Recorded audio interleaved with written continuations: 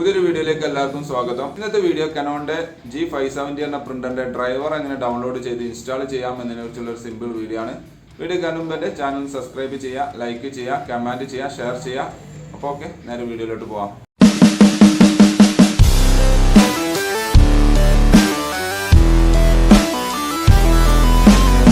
ഏതെങ്കിലും ഒരു ബ്രൗസർ എടുത്തിട്ട് ഗൂഗിളിൻ്റെ ഹോം പേജ് എടുക്കുക. അവിടെ Canon സപ്പോർട്ട് ഇന്ത്യ എന്നുള്ളത് ടൈപ്പ് ചെയ്ത് സെർച്ച് എന്നുള്ളത് കൊടുക്കുക.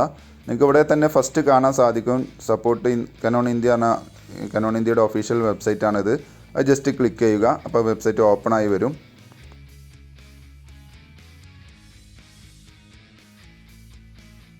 നമുക്ക് ഏറ്റവും സിമ്പിളായ രീതിയിൽ തന്നെ ഇവിടെ നിങ്ങൾക്ക് സെർച്ച് ബൈ മോഡൽ നെയിം എന്നുണ്ട്. അവിടെ നമ്മൾ പ്രിൻ്ററിൻ്റെ മോഡൽ നെയിം ടൈപ്പ് ചെയ്ത് കൊടുക്കുക. G570 എന്ന് ടൈപ്പ് ചെയ്യുന്നതോടുകൂടി താഴെ ലിസ്റ്റ് കാണിക്കും. ആ ലിസ്റ്റിലുള്ള പേര് സെലക്ട് ചെയ്യുന്നതോടുകൂടി നെക്സ്റ്റ് പേജിലോട്ട് പോകും.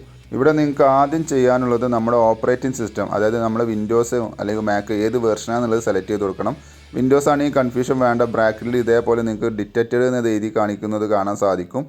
ഇവിടെ കുറേ വെർഷൻസ് ഉണ്ട്, അതിൽ നിങ്ങൾക്ക് കാണാൻ സാധിക്കും. കണ്ടില്ലേ, ഇവിടെ വിൻഡോസ് 10 64 ബിറ്റിന് നേരെ നിങ്ങൾക്ക് ബ്രാക്കറ്റിൽ ഡിറ്റക്റ്റഡ് എന്നുണ്ടാവും. അതേപോലെ ഡിറ്റക്റ്റഡ് എന്ന് എഴുതി കാണിക്കുന്നതാണ് നിങ്ങളുടെ വിൻഡോസിൻ്റെ വെർഷൻ വരുന്നത്. അത് സെലക്ട് ചെയ്തതിന് ശേഷം സെർച്ച് എന്നുള്ളത് കൊടുക്കുന്നതോടുകൂടി ഈ പേജ് ഒന്നുകൂടി റീലോഡ് ആവുന്നതാണ്.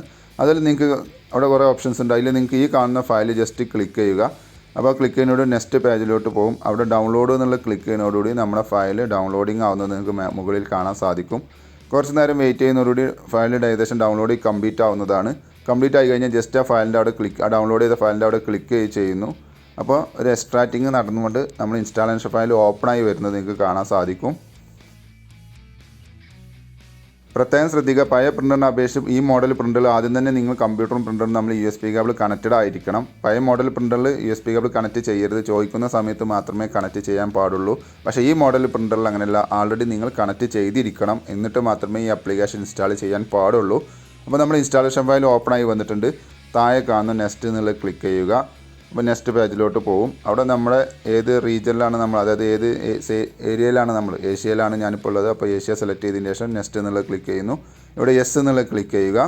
ഇപ്പോൾ ഇങ്ങനെ ഒരു പേജ് കാണിക്കുന്നതാണ്. ഇവിടെ നമ്മൾ കണക്ട് ചെയ്ത പ്രിൻ്ററിൻ്റെ മോഡലും ബൈ സീരിയൽ നമ്പർ ഇവിടെ എഴുതി കാണിക്കുന്നുണ്ടാവും. അപ്പോൾ അത് സെലക്ട് ചെയ്തതിന് ശേഷം നെക്സ്റ്റ് എന്നുള്ളത് ക്ലിക്ക് ചെയ്യുന്നു. അപ്പോൾ നമ്മളെ ഫയൽ ആ സോഫ്റ്റ്വെയർ ഇൻസ്റ്റാളിങ് നടന്നുകൊണ്ടിരിക്കുന്നു. കുറച്ച് നേരം വെയിറ്റ് ചെയ്യണം.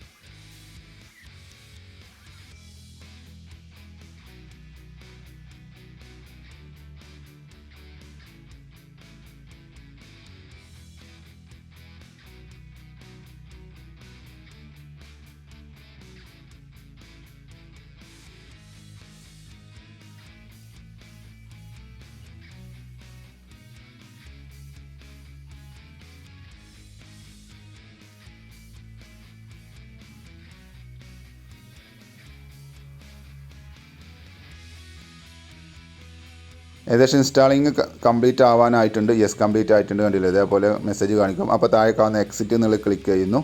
എന്നിട്ട് നമ്മൾ ചെയ്ത പ്രൊസീജിയർ കംപ്ലീറ്റഡ് ആണോ അല്ലേ എന്ന് അറിയാൻ ജസ്റ്റ് ഒന്ന് ടെസ്റ്റ് പേജ് പ്രിൻറ്റ് ചെയ്ത് നോക്കാം. അതിന് ഞാൻ ആദ്യം കൺട്രോൾ പാനൽ ഓപ്പൺ ചെയ്യുന്നു. അതിൽ ഡിവൈസസ് ആൻഡ് പ്രിൻറ്റേഴ്സ് എന്നൊരു ഓപ്ഷൻ ഉണ്ടാവും. ആ ഡിവൈസ് ആൻഡ് പ്രിൻറ്റേഴ്സ് എന്നുള്ള ഓപ്ഷൻ നിങ്ങൾക്ക് ഇവിടെ കണ്ടില്ലേ, ഇവിടെ ഡിവൈസ് ആൻഡ് പ്രിൻറ്റേഴ്സ് എന്ന ഓപ്ഷൻ ഉണ്ട്. ഈ ഡിവൈസ് ആൻഡ് പ്രിൻറ്റേഴ്സ് എന്ന ഓപ്ഷൻ ക്ലിക്ക് ചെയ്യുന്നതോടുകൂടി നമ്മൾ കണക്ട് ചെയ്തിട്ടുള്ള എല്ലാ പ്രിൻറ്റേഴ്സിൻ്റെ ലിസ്റ്റ് ഇവിടെ കാണിക്കുന്നുണ്ടാവും. എൻ്റെ ലാപ്പിൽ ഞാൻ കുറേ പ്രിൻ്റർ കണക്ട് ചെയ്തുകൊണ്ടാണ് ഇങ്ങനെ കുറേ ലിസ്റ്റ് കാണിക്കുന്നത്. നിങ്ങളുടെ സിസ്റ്റത്തിൽ ഇത്ര വരില്ല.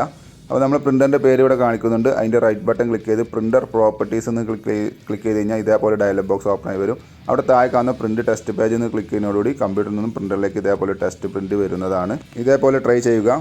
Thanks for watching my video ഇഷ്ടമെന്ന് വിചാരിക്കുന്നു. സബ്സ്ക്രൈബ് ചെയ്യുക, ഫോളോ ചെയ്യുക, കമൻറ്റ് ചെയ്യുക, ഷെയർ ചെയ്യുക. അപ്പോൾ ഓക്കെ, ബൈ.